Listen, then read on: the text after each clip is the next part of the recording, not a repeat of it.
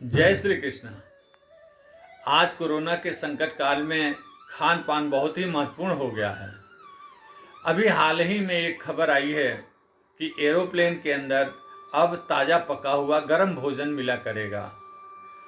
अर्थात कि पहले ऐसा नहीं होता था, तभी ये खबर बनी है कि पहले गर्म भोजन, ताज़ा पका हुआ गर्म भोजन नहीं परोसा जाता था।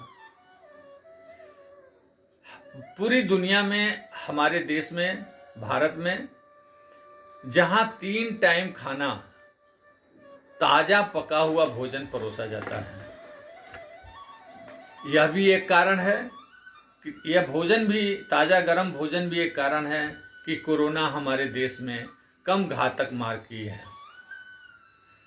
हमारे देश में भोजन के संबंधित आरोग्य पर तमाम ग्रंथों में, आयुर्वेद सहित तमाम ग्रंथों में आदिकाल से ही वर्णन तमाम ग्रंथों में मिलता है।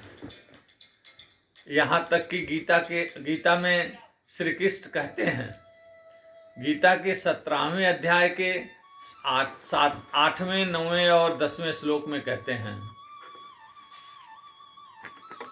आयु सत्बलारोग्य सुख प्रीति विवर्धना रस्या स्निग्धा स्थिराय हृदया आहारा सात्विक प्रिया। अर्थात आयु, बुद्धि, बल, आरोग्य, सुख और प्रीति को बढ़ाने वाले, रस युक्त, चिकने और स्थिर रहने वाले तथा स्वभाव से ही मन को प्रिय ऐसे आहार अर्थात भोजन करने के पदार्थ सात्विक पुरुष को प्रिय होते हैं।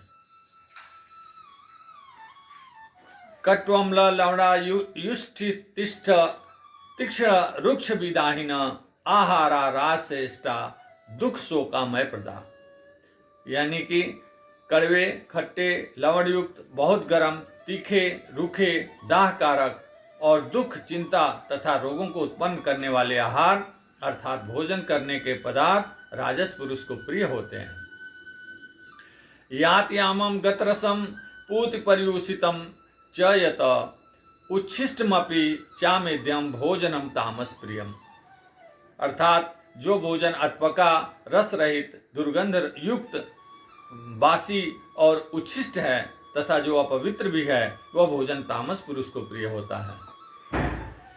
इस प्रकार आयु, बुद्धि और आरोग्य को बढ़ाने वाले ताजा पका हुआ शाकाहारी भोजन, रस युक्त चिकने भोजन यानी कि दूध, दही, घी आदि को प्राथमिकता दी गई है। गीता में श्री कृष्ण ने ऐसे भोजन को बताया है कि सात्विक पुरुषों को ये प्रिय होता है और सात्विक पुरुष को ऐसे ही भोजन को ग्रहण करना चाहिए। ज़्यादा नमक वाले, मसालेदार, गरिष्ठ भोजन को भी परहेज करने को कहा गया है तथा दुर्गंध युक्त भोजन यानी कि मछली, मांस जिससे दुर्गंध आती है, ऐसे भोजन और बासी भोजन को बिल्कुल ही निषिद्ध किया गया है।